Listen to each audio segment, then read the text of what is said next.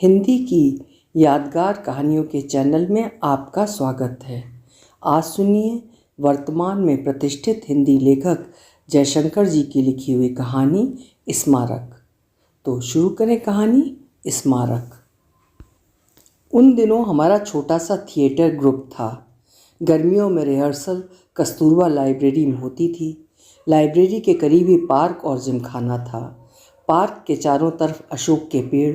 सर्दियों में काली पूजा के लिए मंडप जिमखाने के सामने डाला जाता। लाइब्रेरी, पार्क और जिमखाने को फेंस से घेरा गया था। फेंस के उस पार रेड क्रॉस की बरसों पुरानी लाल इमारत थी। वहीं उससे जुड़ा हुआ पीपल का पेड़। गर्मियों में पीपल के पत्तों का झड़ना शुरू हो जाता था। उन झड़ते हुए पत्तों के सहारे मैं अपनी जवानी के शुरुआत के दिनों में लौट रहा हूँ। जवानी के उस लैंडस्केप में जिसमें थिएटर ग्रुप, लाइब्रेरी के बूढ़े ग्रंथपाल, काली के गले के नरमुंड, जिम खाने में होने वाली कुश्तियाँ, बाबा का गांव, रूमा की बातें और माणिक दा के साथ बीती अस्पताली शामें हैं। रूमा से पहली बार लाइब्रेरी में ही मिला था। वे गर्मियों के दिन रहे होंगे। उस समय रिहर्सल लाइब्रेरी की टेरेस पर होती थी। एक दिन माणिक दा अपने साथ रूमा को ले आए थे, पगला घोड़ा की नायिका के लिए। वो उम्र में हमसे काफ़ी बड़ी रही होगी। सांवला रंग, औसत कद, आँख पर चढ़ा चश्मा। वो अपनी माँ के साथ रहती थी। पिता जीवित नहीं थे। माँ सरकारी अस्पताल में नर्स थीं। उस दिन के बाद से वो हर शाम रिहर्सल में आने लगी थी। जिस साल की ये बात है, उस साल गर्मियाँ देर से लौटी थीं। अखबारों में फसलों के नष्ट होने की संभावनाओं का जिक्र जरूर रहता था। माँ के जो पत्र आते उसमें बारिश के अभाव की एक पंक्ति जरूर रहती थी। माँ गांव में रहती थी बाबा के साथ। बाबा गांव में पढ़ाते थे। कॉलेज में जब छुट्टियां होती तो मैं कुछ दिनों के लिए गांव चला जाता। गांव काफ़ी छोटा था। मिट्टी के 70-80 मकान, बुनकरों के हथकरघे, बस का अड्डा, स्कूल की इमारत, आसपास फैले खेत, बंजर ज़मीन और पहाड़ियाँ। पहाड़ी पर मंदिर और समाधि थी। मैं अक्सर उस समाधि के आसपास सैर के लिए निकलता। पहाड़ी पर उतरती ग्रामीण शामों में मैं शहर की अपनी शामों के बारे में सोचता रहता। कभी कभी मेरी चेतना की सतह पर रूमा के साथ बीते हुए समय की मार्मिक स्मृतियाँ तैरने लगतीं। अप्रैल के दिन म्यूज़ियम के हॉल, दरगाह के गुंबद पर ऊँघती दोपहर। उस रोज़ तार घर से लौटते वक्त अचानक मेरी निगाह म्यूज़ियम के करीब खड़ी हुई रूमा पर पड़ी थी। मैं आज भी अप्रैल की उस दोपहर के डिटेल्स याद कर सकता हूँ। रूमा की आसमानी नीली साड़ी, म्यूज़ियम के गेट पर बैठा हुआ चौकीदार, रूमा के कंधे पर झूलता बैग, दरगाह के सामने ठहरा हुआ अनाथ सन्नाटा। उसने मुझको दूर से ही पहचान लिया था।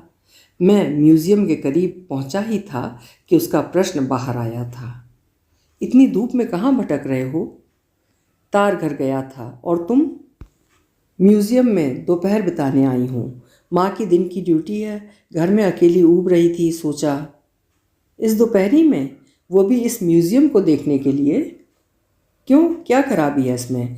मैं तो बरसों से यहाँ आती रही हूँ। मुझे तो म्यूज़ियम के भीतर घूमना अच्छा लगता है। मैं तो आज तक अंदर नहीं गया। सुना है भीतर कुछ पुरानी टेपेस्ट्री हैं। मैं कभी उस कमरे में नहीं गई। यदि तुम खाली हो तो अंदर चलो, शायद तुम्हें अच्छा लगेगा। फिर रिहर्सल का क्या होगा? मैंने टालने के लिए बहाना ढूंढा था। वो तो 7 बजे के बाद शुरू होगी। मुझे भी तो चलना है। उस रोज़ न चाहते हुए भी मैं म्यूज़ियम के भीतर गया था। 23 बरस की उम्र में पहली बार। अपने शहर के उस संग्रहालय में जिसे देखने दूर दराज से यात्री आते थे। म्यूज़ियम के किसी किसी हॉल में समय का एकदम अजनबी चेहरा सामने खड़ा रहता था। बरसों पुराने समय का टूटा हुआ हिस्सा। अप्रैल की उस दोपहर से अलग थलग। मुगलों के सिक्के, गुप्त काल की मूर्तियाँ, हड़प्पा के अवशेषों और प्राचीन लिपियों से बहता समय। जब कभी हॉल में मैं अकेला रहता, एक अजनबी सा डर मुझे घेर लेता। कांच के पीछे रेंगने की मुद्रा में रुके सांप जीवित हो जाते। बार बार किसी की आहट का एहसास होने लगता। एक जगह तो मैं सचमुच डर से काँप गया था। रोशनदान से एक कबूतर भीतर चला आया था।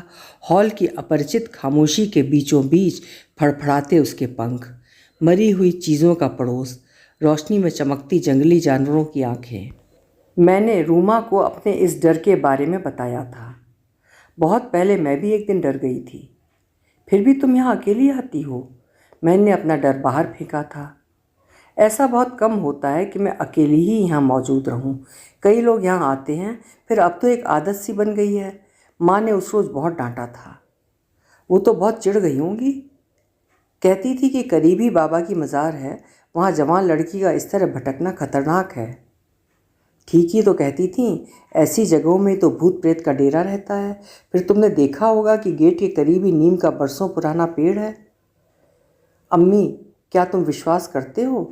पहले पहल मुझे भी लगा था कि हो सकता है कि कलाकारों की आत्मा उन मूर्तियों के आसपास भटकती होगी, लेकिन वो मेरा भ्रम ही था।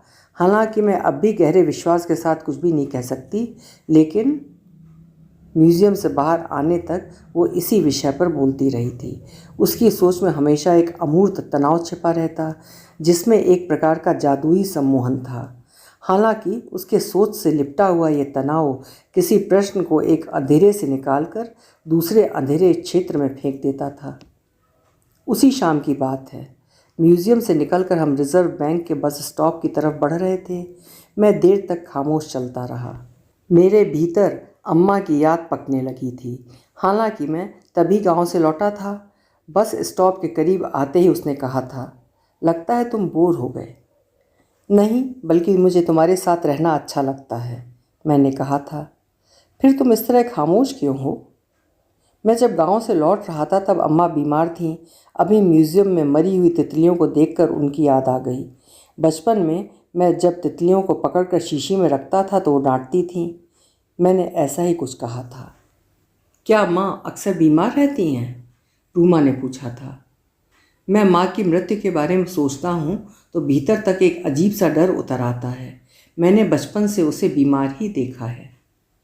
अम्मी, मैं बचपन से स्कूल से सीधे माँ के अस्पताल चली जाती थी। मैंने उस उम्र में अपने सामने कई लोगों को मरते देखा। मैं नर्स के केबिन से सब कुछ देखती रहती, आदमी की आखिरी सांस, डॉक्टरों की अंतिम कोशिश, सिरहाने के करीब खड़े मरीज के रिश्तेदार। तो मुझे मौत से उतना डर नहीं लगता था। लेकिन आज याद नहीं आ रहा है कि वो उस रोज़ और क्या क्या बोलती रही थी। लेकिन इतना ज़रूर याद है, उस शाम मौत और बचपन के अंतर संबंधों पर मैंने काफ़ी कुछ सुना था। वे एक संवेदनशील लड़की के संस्मरण थे, जिनमें एक खास तरह की पवित्रता और कुंवारापन छुपा हुआ था। जून के अंतिम दिनों में पगला घोड़ा खेला गया था। माणिकदा निराश हुए थे। उनकी निराशा उनकी आवाज़ और आंखों में तैरती रहती। दफ्तर के बाद का अपना काफ़ी समय वे उस नाटक में लगाते रहे थे। रूमा बीच बीच में अपने संवाद भूल जाती। मेरे चेहरे पर कहीं कहीं एक्सप्रेशंस बिल्कुल ही गायब रहे थे। मंचन के बाद के दिनों में हमारे संवाद के आसपास खामोशी की बर्फ जमी रही। हम शब्दों से ज़्यादा खामोशी बांटते रहते। अपनी गहरी निराशा के बावजूद माणिकदा आने वाले दिनों में इब्सन का कोई नाटक खेलना चाहते थे। आज सिर्फ इतना याद है कि नाटक के अंत में एक नन्ही लड़की आत्महत्या करती है। नन्ही लड़की के लिए उन्होंने अपनी ही लड़की को चुना था, जिसे मैंने कई बार उनके घर में रविंद्र संगीत सीखते देखा था। रूमा की बातें और उससे जुड़ा समय, उन दिनों से मैं कितनी दूर निकल चुका हूँ। कितने पराये लगते हैं वे दिन। अपनी एक ही ज़िंदगी में न जाने कितनी अलग अलग ज़िंदगियाँ छुपी रहती हैं। क्या मैं उन दिनों में कभी भी लौट सकूँगा? अब याद आ रहा है शहर का टीबी अस्पताल। उसमें एडमिट हुए माणिकदा। वार्ड में रुककर सर्दियों के दिन। माणिकदा वहाँ क्रिसमस तक रहे थे। हम लोग अक्सर उनके पास चले जाते। कभी कभार हम लोग उनके साथ वार्ड के सामने के पार्क में बैठ जाते। वहीं वे अपने उन दिनों को दोहराते जो उन्होंने कलकत्ते में गुजारे थे। अस्पताल में आने के बाद वे लगातार नॉस्टैल्जिक होते गए थे। ऐसी ही किसी शाम में मैं, अश्विन और रूमा अस्पताल से लौट रहे थे। अक्टूबर के दिन। अस्पताल के लंबे गलियारे, फेंस पर टंगे हुए मरीजों के सफ़ेद कपड़े। तभी हमारी निगाह कूड़े कचरे के करीब बैठे हुए 4-5 भिखारियों पर रुकी थी। वे लोग कचरे के ढेर में पड़ी हुई रोटियां निकाल कर खा रहे थे। थोड़ी दूर तक मेरी आंखों में एक भिखारी का चेहरा घूमता रहा था। उसकी उम्र 20-22 की रही होगी। थोड़ी देर रूमा ने कहा था, अम्मी, तुमने म्यूज़ियम के सामने खड़ा स्मारक देखा है? देखा जरूर है, लेकिन उसके बारे में कुछ पता नहीं है, मैंने कहा था। वो स्मारक 4-5 अंग्रेज़ मिशनरियों की स्मृति में खड़ा है। वे लोग अकालग्रस्त इलाके में लोगों की सहायता करते हुए मरे थे। उस शाम वो लगातार गरीब लोगों की दयनीय ज़िंदगी के बारे में अपने अनुभव सुनाती रही थी। वो अक्टूबर की कोई सर्द शाम थी। उस शाम और आज की शाम के बीच बरसों का फासला है। मैं वॉर मेमोरियल के करीब की बेंच पर लेटे हुए इस फासले के बीच के दिनों के बारे में सोचने लगा हूँ। इस बीच कितनी ही चीज़ें नष्ट हो चुकी हैं। जो नष्ट होने से बच गईं, उन्हें किसी न किसी दिन नष्ट होना है।